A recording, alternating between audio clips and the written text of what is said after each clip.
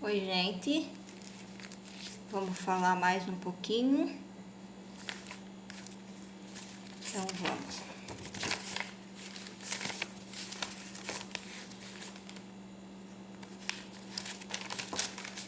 Oi, gente, deixa eu explicar uma coisa. Tem uns vídeos meus que tem um cachorrinho que late muito. Às vezes vocês podem pensar que é meu, não é. É que a minha casa, a minha cozinha é germinada com a cozinha da vizinha de baixo. E a cachorrinha dela fica no fundo do quintal. Quando eles saem, a cachorrinha começa a chorar, latir, raspar na porta, e chorar, latir, raspar na porta. Se elas ficarem 10, 12, 15 horas fora, a cachorrinha fica chorando e latindo e raspando na porta. Vocês podem pensar que é minha, mas não é não. Eu não tenho cachorro. Então, eu tenho que gravar aqui, porque se eu vou na frente também, tem o cachorro do vizinho, tem o barulho da frente. Se eu vou para os quartos, tem o barulho dela nos quartos, então não adianta. Então ela tá quietinha agora porque elas estão aí. Porque quando eles chegam, né? Ela fica quietinha, é tudo silêncio, ela não late, não chora, ela fica quietinha. Então é isso que acontece. Essa cachorra não é minha, viu? Eu acho que ela não gosta de ficar sozinha, porque ela fica assim o tempo inteiro, chorando, latindo, quando eles saem aí, viu? É do meu vizinho. Então é porta de cozinha com porta de cozinha e é corredorzinho, sabe? Não tem muito espaço. É porta de cozinha com porta de cozinha, janela de quarto com janela de frente de janela de quarto, vitrô de banheiro com vitrô de banheiro. Então é assim, por isso que a gente escuta ela latir, mas não é minha não tem cachorro, viu, gente? Bom, deixa eu falar também que eu errei quando eu falei sobre a Argentina, que deu a impressão que eu falei sobre cada brasileiro, todo brasileiro. Eu errei. Gente, os argentinos podem vir tranquilos para cá, que é um ou outro brasileiro fanático por futebol, né? Então é um ou outro brasileiro fanático que às vezes não gosta dos argentinos, então às vezes brigam, né? Pessoa ignorante, mas os argentinos podem vir tranquilo para cá, que os brasileiros são pessoas calorosas, são pessoas boas, é um ou outro ignorante mesmo, fanático por futebol, né? Que às vezes não gostam dos argentinos. Eu acredito também que os argentinos também não gostam muito dos brasileiros, não, né? Mas é um ou outro fanático tonto, idiota, né? Que é fanático aí por futebol aí, né? Então, nada a ver, né? É o meu marido mesmo nessa última Copa aí, ele me disse que se o Brasil não caísse fora, que ele ia torcer para Argentina, né? Eu falei, ué, por quê, né? Ele falou assim, pelo menos ganha alguém aqui do Ocidente, né? Concordei com ele, né? Tá certo. Então, fiquem tranquilos, argentinos aí, viu? Serão muitos bem-vindos na nossa terra aqui no Brasil, viu, gente? Pode ficar sossegado em paz aí, que fui eu quem errou, viu? Então, nada a ver com os brasileiros, todos os brasileiros, viu? É algum fanático ignorante, viu?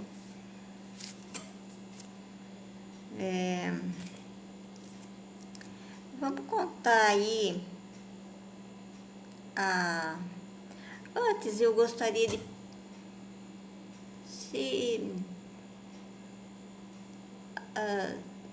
pedir para a Rede Globo passar de novo aquele... Eu não sei se foi um filme, porque eu não assisti. Ou se foi uma minissérie. Eu não lembro o nome. Eu acho que foi uma minissérie. Eu vi algum trechinho, eu não assisti inteiro, não. Eu vi algum trechinho, algum pedacinho de algum capítulo. Eu não assisti, não. Onde uma brasileira ajuda muitos judeus a sair do holocausto lá de Hitler, lá naquela época lá, né? Uma brasileira, ela ajuda muitos judeus a sair daquele inferno ali, né? Ela tirou muitos judeus dali. Eu gostaria que a Rede Globo exibisse de novo essa minissérie ou esse filme, eu nem sei o nome, mas onde a brasileira ajudou muitos judeus a sair daquele holocausto, daquele inferno lá, né? Então, vamos contar. Uma vez eu vi na internet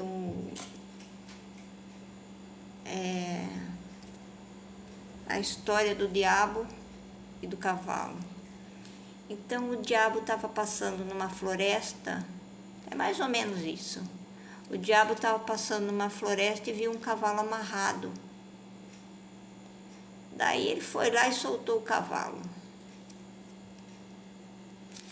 Soltou o cavalo ficou todo feliz e foi comer. Tudo que ele visse para frente, ele comia. Eu acho que ele devia estar com muita fome. Então ele entrou dentro de uma propriedade, o cavalo entrou dentro de uma propriedade e começou a comer o milho, comer tudo que ele via para frente. A mulher, a dona da propriedade, viu o cavalo comendo, né?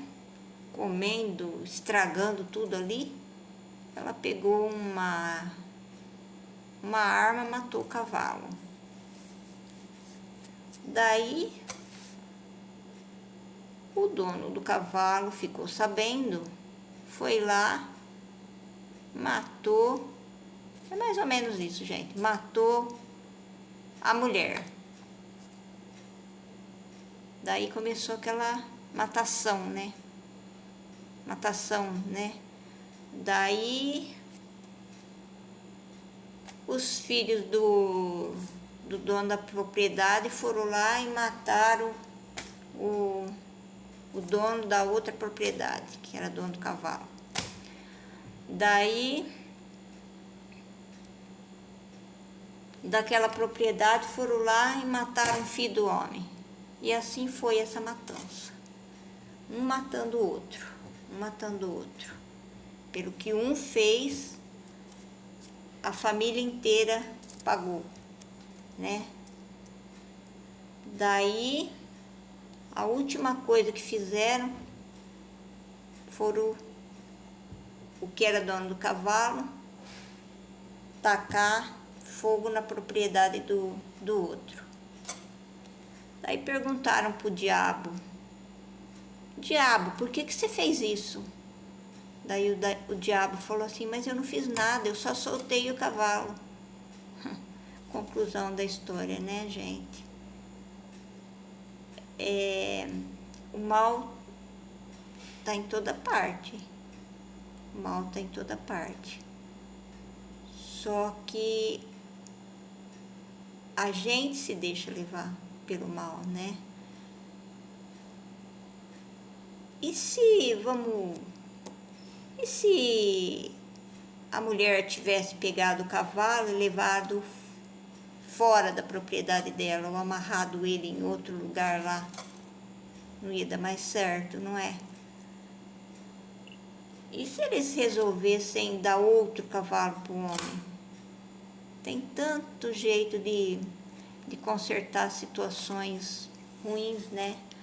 O mal está em toda parte. Mas a gente tem que saber lidar com ele, né? Às vezes uma família inteira paga, começa a matança. Uma família inteira paga por causa de um ou por causa de dois, né? A família inteira paga. Daí começa aquela matança, aquela rivalidade, aquele ódio, né? Às vezes por causa de um ou dois ou 10 ou 20, um povo paga pelo que se acredita que aquele povo é daquele jeito. Todos daquela família ou daquela raça ou daquele povo é assim. Não é, cada um é cada um. A gente vive querendo mudar o outro, mas a gente não muda, né, gente?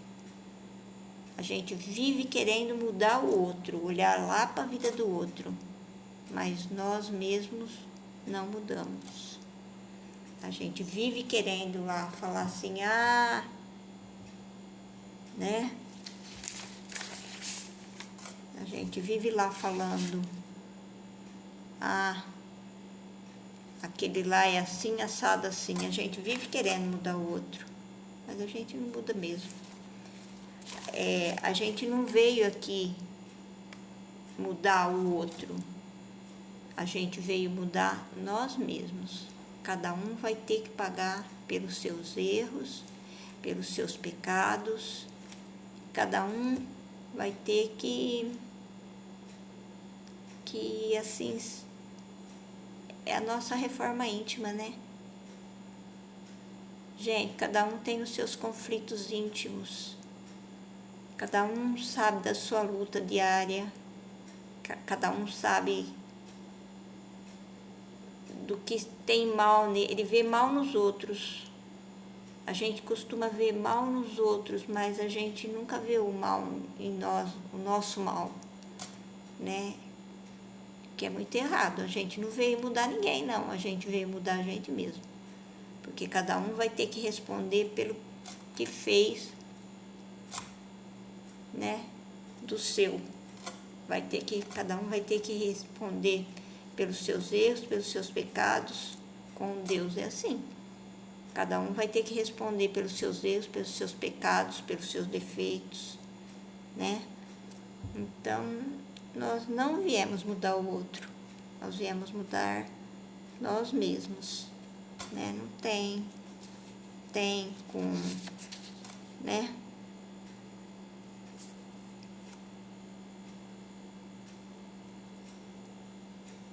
Então, eu lembrei o significado da palavra amém, né? Amém seja, assim seja. Quando a gente, às vezes o brasileiro tem um costume, né, de falar assim, às vezes alguém espirra, fala assim, saúde, né? A gente tá desejando saúde, né, para aquela pessoa. Daí a outra pessoa responde, amém. Então, essa palavra eu lembrei o significado dela, seja, assim seja. Viu? A palavra amém, assim seja.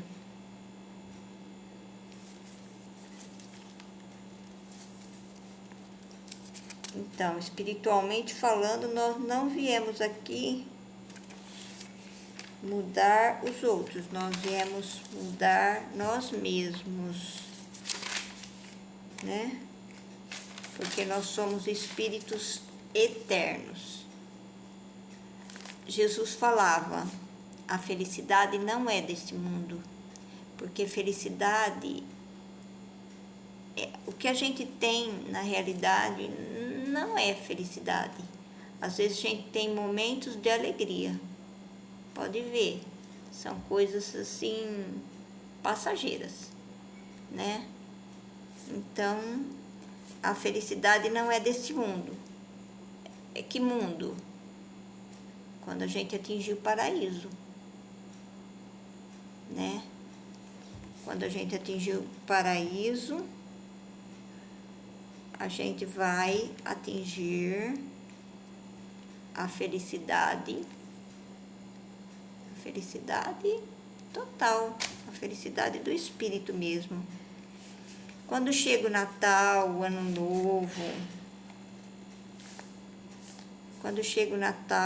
Novo, às vezes aniversário das pessoas que a gente gosta aqui no Brasil, né? A gente costuma falar assim: muita saúde, eu te desejo muita saúde, muita paz, né?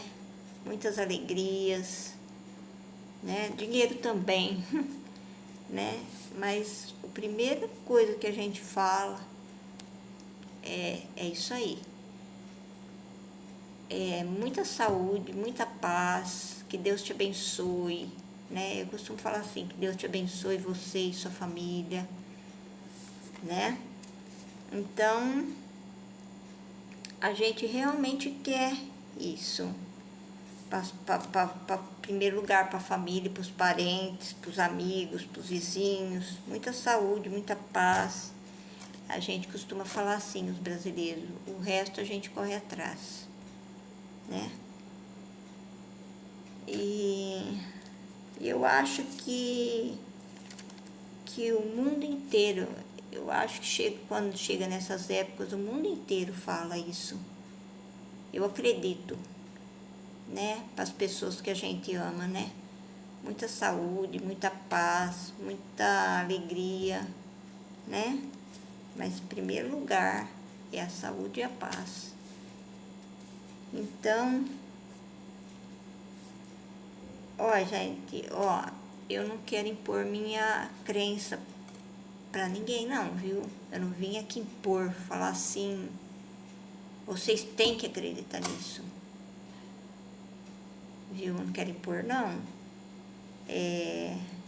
Eu quero dividir do que eu estudei com vocês, viu, gente? Eu não quero impor minha crença pra ninguém não, viu?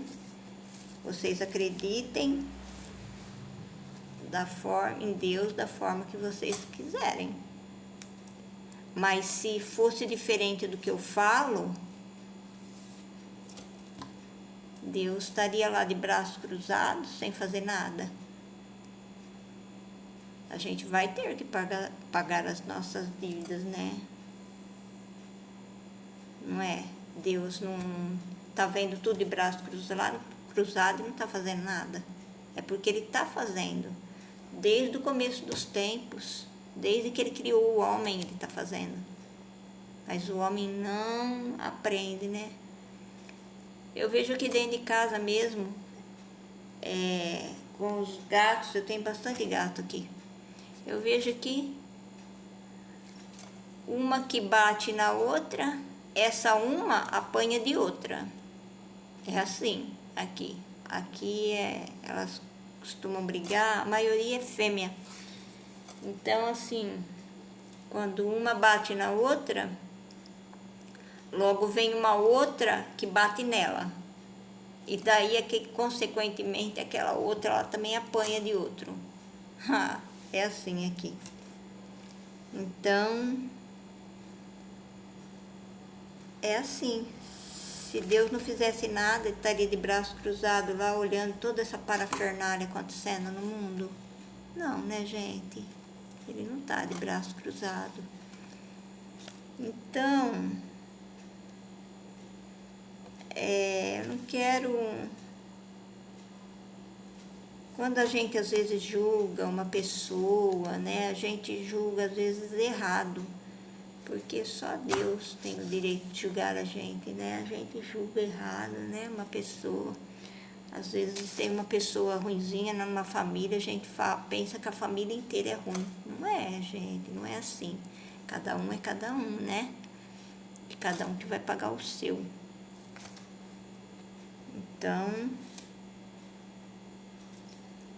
Então,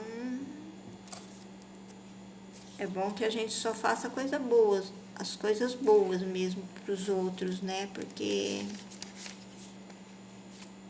senão, gente, a gente só vai voltar pra gente, né? A gente só vai voltar pra gente o que a gente fizer. Então, que a gente só faça coisas boas pros outros, né? Porque se fosse diferente, que Deus é esse? Não é? A gente tem que aprender lição. Não é?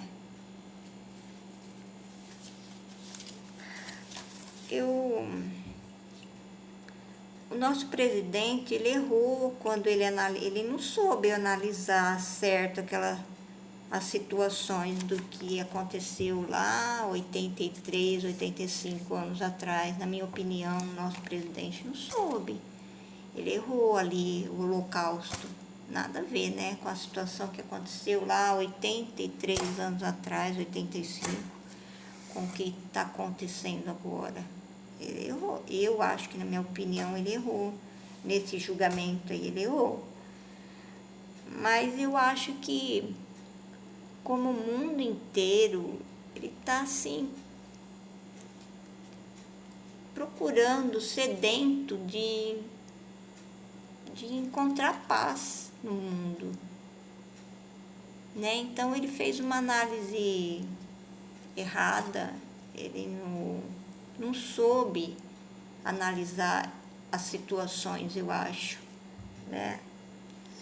Do que aconteceu naquela época lá do Holocausto, com o que está acontecendo agora. Ele errou, eu, na minha opinião, quem sou eu, né? Sou tão pequenininha, perto dos poderosos, né? Mas eu acho que ele não soube analisar certo aquelas situações. Ele errou, mas eu acho que ele está como todo mundo, todo homem de boa vontade está querendo encontrar a paz no mundo. Eu acho que essa que é a verdade, que ele está querendo encontrar a paz no mundo, né? Então, gente, que Deus abençoe todas as nações do mundo, que Deus abençoe todo o Ocidente, que Jeová abençoe todo Israel, todo o Oriente, que todas as autoridades de todos os povos procure pela paz, que nós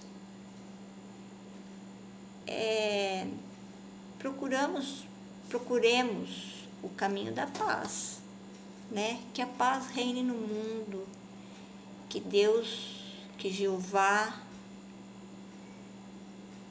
abençoe todo Israel, que Jeová abençoe todo o Oriente, todos os povos, que essas autoridades procurem pela paz, né, no mundo. Vamos procurar o caminho da paz, né, gente? A gente já sofre tanto, né? O mundo já está tão sofrido. Quando tem paz, imagina sem a paz, todas essas doenças aí, né? A guerra só traz a miséria, a pobreza, a destruição, as doenças, né? As guerras só levam isso aí, a miséria, a pobreza, a destruição.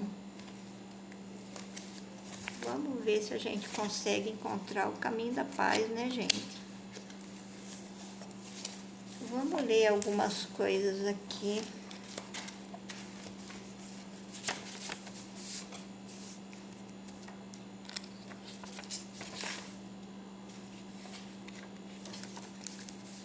Aprendizagem pela dor.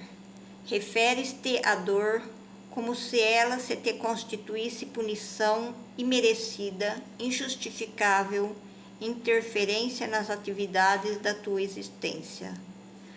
Armas-te de revoltas e investes contra o sofrimento, tombando em crises de desequilíbrios e alucinações, em decorrência de enfoques defeituosos e de ativismo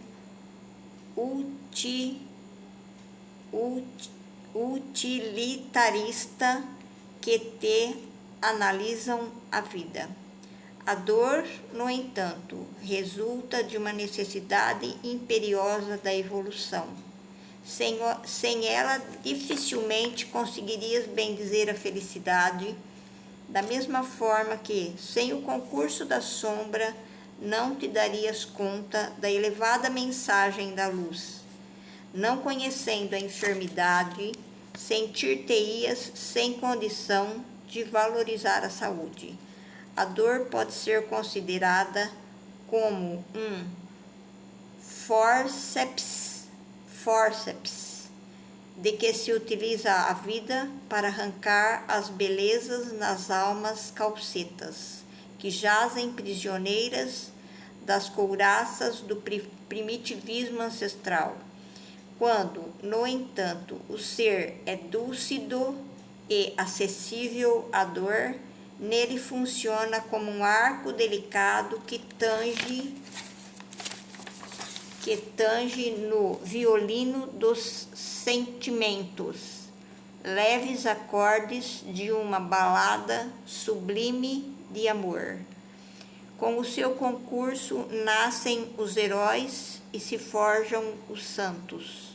Face companheira dos caracteres nobres é a irmã da reflexão, cujo concurso invoca ao instalar-se no imo da criatura humana. Até aqui, a dor tem sido considerada apenas sobre o ponto de vista negativo, transformando-se numa espada de Damocles, sempre ameaçadora, prestes a tombar fatalmente sobre os que lhe sofrerão, inermes à conjuntura destrutiva. Examinem as vidas dos artistas do pensamento e das artes. Consultem as existências superiores dos mártires e dos apóstolos de todos os tempos e de todos os fatos históricos, e logo se encontrará o buril da dor, trabalhando-os, embelezando-os, a fim de que a sensibilidade deles, apurada, pudesse erguer-se às regiões onde predominaram a beleza e a inspiração, e de lá, transferindo-as para os olhos, os ouvidos e as mentes do mundo sensorial, transformando-se em estímulos à ascensão e à liberdade. Interrogam-se as mães e os lidadores das ciências como logram atingir as cumeadas do ministério, e se descobrirá a dor na condição de alavanca impelindo-os para a frente. O diamante arrancado do seio generoso da terra somente resplandecerá após a lapidação. Não te consideres em desdita, porque a dor-provação te alcança, concitando-te a regularização dos débitos pretéritos que trazes contigo. Não te perturbes em face de dor e enobrecimento, que te conclama a meditação, de modo a amadureceres os valores espirituais e adquirires sabedoria. Não te desespere ante a dor surpresa, injustamente denominada tragédia ou infortúnio, dela retirando os recursos da edificação íntima. Compreenderás desse modo que a vida física é experiência rápida e que a aparente vitalidade orgânica, a segurança e as conquistas que se disputam na Terra são sempre bens muito transitórios, desaparecendo de um momento para o outro. Assim, preparar-te-ás para considerar a existência como um rápido capítulo do livro da vida imperecível. Jesus não possuía débitos e ensinou-nos a técnica da superação da dor, entregando-se em caráter total de tranquilidade às determinações divinas, mediante o sofrimento por amor. já que a dor faz parte do programa de ascensão na Terra, é a irmã benfeitora que deverás receber como dádiva superior para a felicidade que lograrás agora ou mais tarde.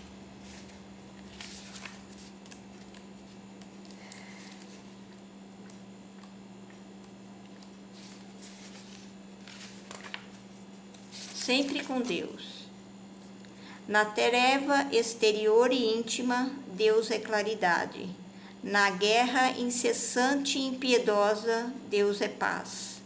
Na soledade e no abandono, Deus é companhia. No sofrimento, no problema e na amargura, Deus é solução.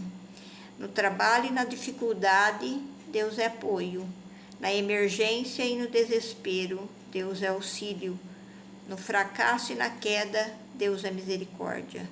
Em qualquer circunstância, na dor ou na felicidade, no abandono ou no amor, na glória ou no insucesso, Deus é o Pai amoroso de todos os instantes, velando e zelando, paciente e incansável, desde antes dos tempos e dos espaços, em favor de todos nós.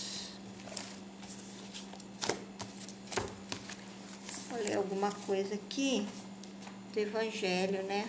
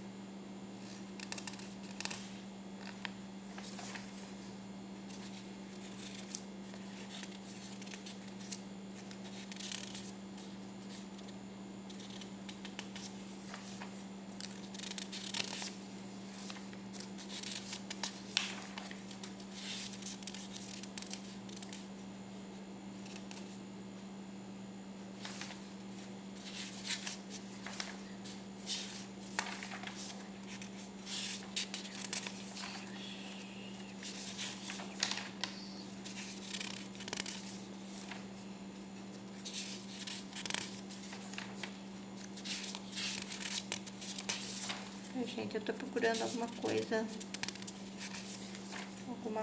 para ler aqui para vocês.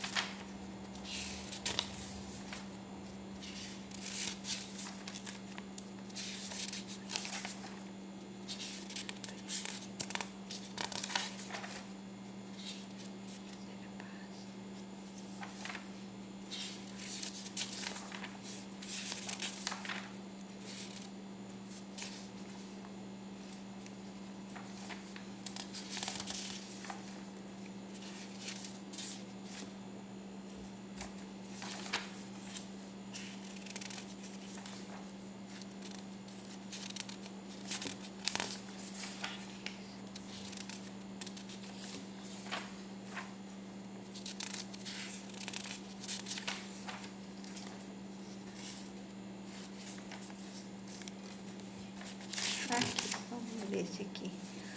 Olhai as aves do céu, não queirais entesourar para vós tesouros na terra, onde a ferrugem e a traça os consomem, e onde os ladrões os desterram e roubam. Mas entesourai para vós tesouros no céu, onde não os consomem a ferrugem nem a traça, e onde os ladrões não os desenterram e nem roubam. Porque onde está o tesouro, aí está também o teu coração. Portanto vos digo, não andeis cuidadosos da vossa vida, que comereis, nem para o vosso corpo que vestireis. Não é mais a alma não é mais a alma do que a comida e o corpo mais do que o vestido? Olhai para as aves do céu, que não semeiam, nem cegam, nem fazem provimentos nos celeiros, e contudo o vosso Pai Celestial as sustenta. Porventura não sois muito mais do que elas? E qual de vós, discorrendo, pode acrescentar um côvado à sua estatura? E por que andais vós solícitos pelo vestido? Considerai como crescem os lírios do campo. Eles não trabalham e nem fiam. E digo-vos mais que nem Salomão, em toda a sua glória, se cobriu jamais como um destes. Pois se ao feno do campo, que hoje é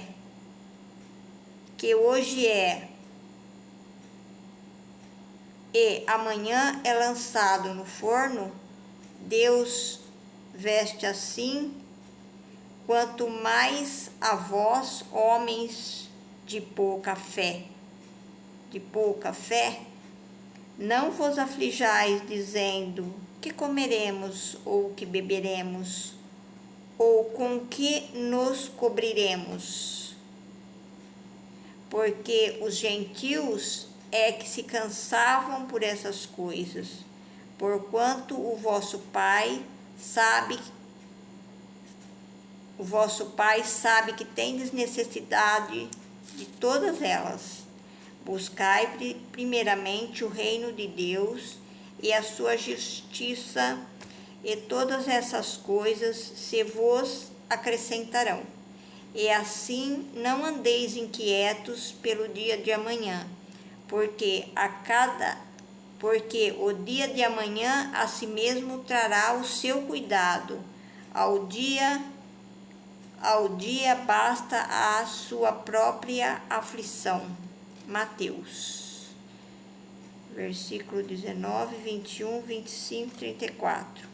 Se tomássemos essas palavras ao pé da letra, elas seriam a negação de toda a previdência e de todo o trabalho e, consequentemente, de todo o progresso.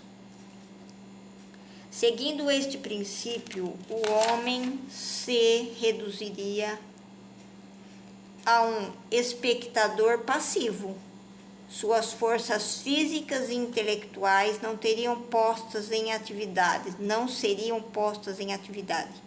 Se essa tivesse sido a sua condição normal na Terra, ele jamais sairia do estado primitivo, e se adotasse agora este princípio, não teria mais nada a fazer.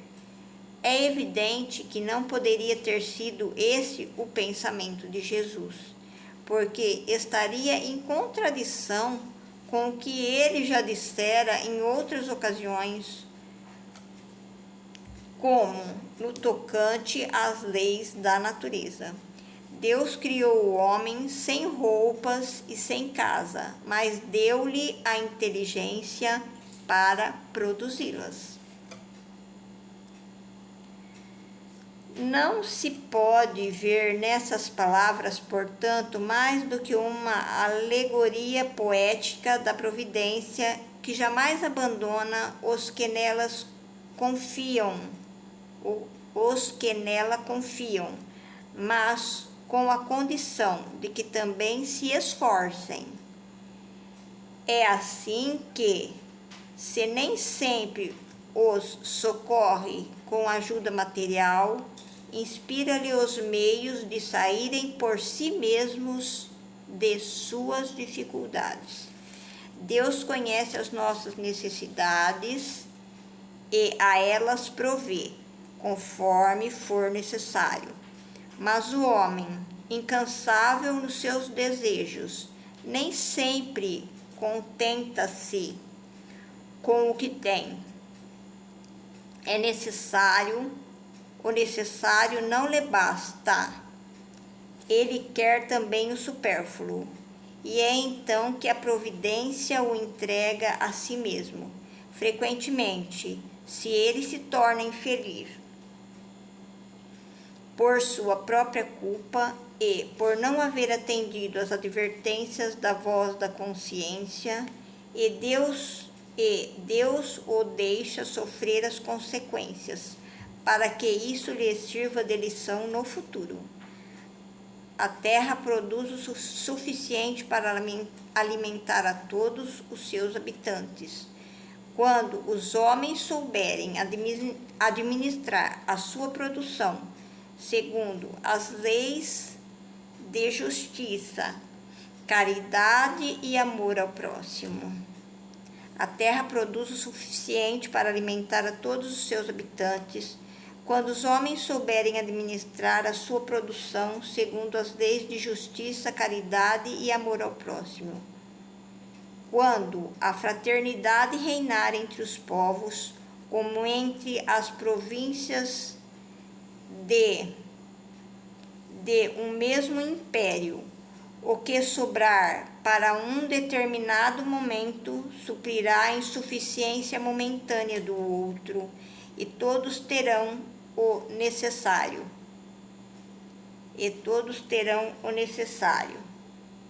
O rico, então, considerará a si mesmo como um homem que possui grandes depósitos de sementes.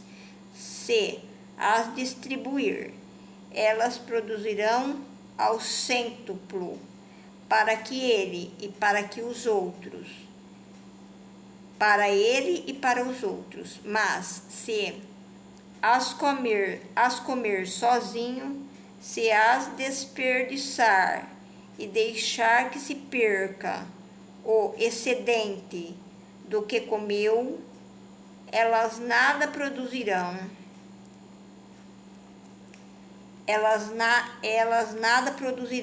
E todos ficarão em necessidade. Se as fechar no seu celeiro, os insetos as devorarão. Eis porque Jesus ensinou: não amontoeis tesouros na terra, pois são perecíveis, mas amontoai-os no céu, onde são eternos. Em outras palavras, não deis mais importância aos bens materiais do que aos espirituais, e aprendei a sacrificar os primeiros em favor dos segundos.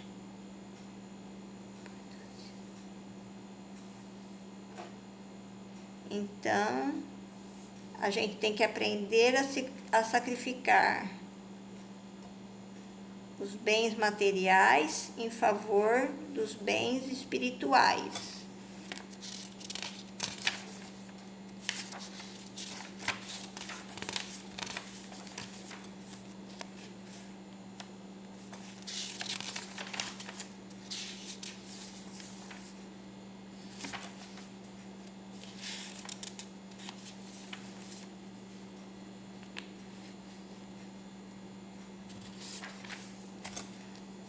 Pedi e obtereis. Pedi e obtereis. Condições da prece. E quando orais, Jesus falava, e quando orais, não haveis de ser como os hipócritas, que gostam de orar em pé nas sinagogas e nos cantos das ruas para serem vistos dos homens. Em verdade vos digo que eles já receberam a sua recompensa. Mas tu, quando orares, entra no teu aposento e, fechada a porta, ora teu Pai em secreto, e teu Pai, que vê o que se passa em secreto, te dará a paga.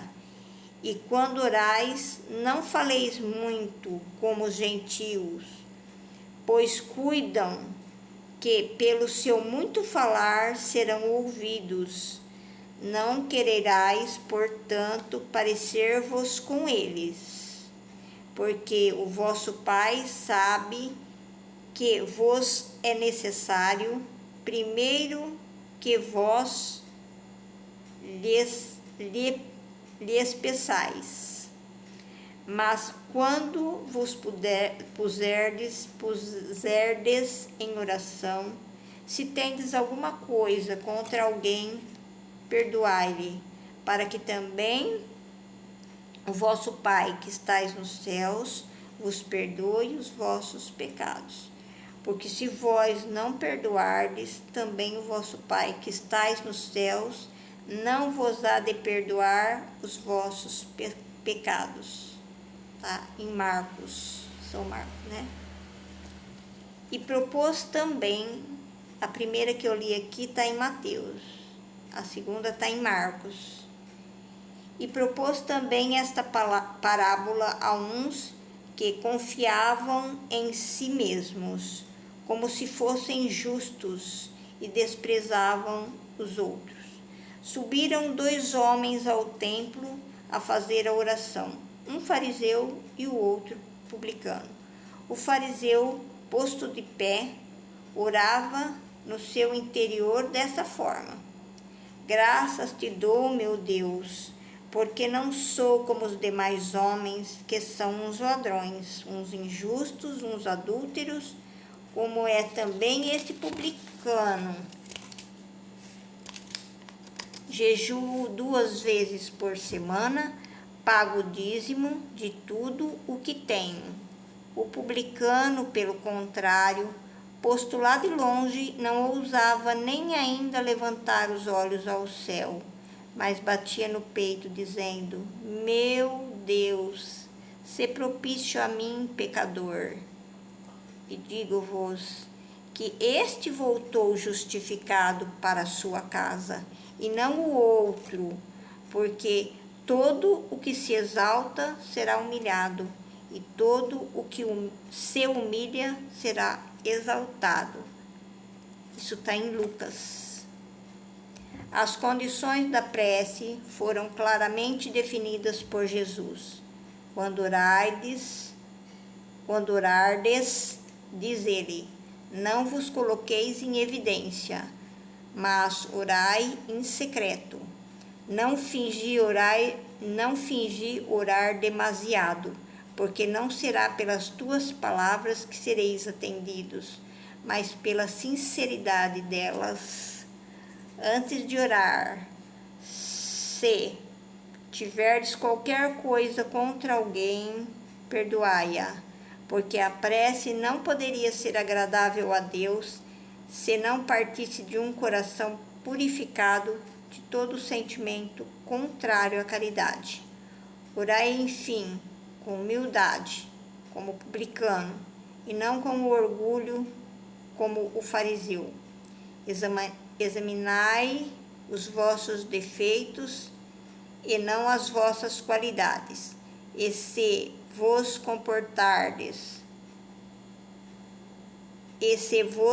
comparardes aos outros, procurai o que existe de mal em vós. Então é isso aí, viu, gente? É isso aí que eu vim aqui hoje. Não sei mais quando eu vou voltar não, viu? Mas vamos procurar ser bom, né, gente? Porque é o que eu disse, né? É o estudo mais difícil da vida do ser humano é ser bom.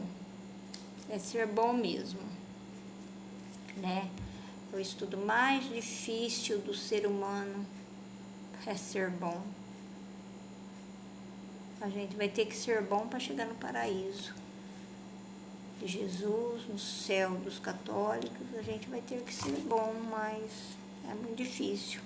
Mas a gente chega lá, viu? A gente vai chegar lá. Foi Jesus quem prometeu. Todas as ovelhas vão ser salvas, mas a gente vai ter que ser bom. Não cometer mais erros, mais pecados, né? Procurar seguir o caminho, né? Os nossos anjos guardiões estão sempre ali, os nossos guias, né? Estão sempre querendo levar a gente por um caminho melhor, mas às vezes a gente não quer não seguir aquele caminho. A gente quer pegar um trecho, um caminho mais, um trecho que a gente acha que vai ser mais curto para chegar lá, mas a gente não vai dar certo não, viu? A gente vai ter que ser bom mesmo. Então tá, gente. Muito obrigado. Se você gostou, compartilha. E compartilha e minhas publicações, elas são muito compridas, né? Mas vai escutando assim de pedacinho quando dá, né? Viu, gente? Tchau.